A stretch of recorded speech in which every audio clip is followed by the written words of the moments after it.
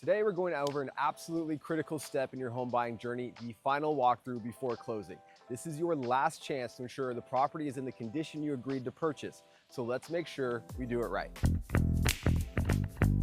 The final walkthrough usually happens 24 to 48 hours before the close. Think of it as your quality control check.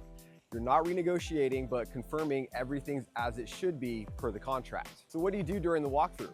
You'll bring your purchase contract, your inspection summary, and your repair receipts. Check that any repairs that the seller agreed to have actually been completed. Test all the appliances that are staying with the homes, like the oven, the stove, the dishwasher, washer, dryer, fridge, and any others. Run all the faucets, flush toilets, and check drains to ensure that there are no new leaks. Turn on lights and fans to make sure that everything is working. Open and close all doors and windows. Look for any that are stuck, squeaky, or just don't latch. Inspect walls, floors, and ceilings. Make sure that there's no new damage, stains, or missing fixtures since your last visit. Check the heating, the cooling, the water heater, and make sure that they're all working properly. Walk the yard and exterior. Make sure that any agreed upon items like landscaping or outdoor fixtures haven't been removed. So what's covered? Repairs agreed upon in writing.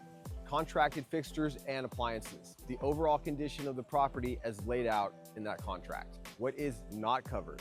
Cosmetic wear and tear.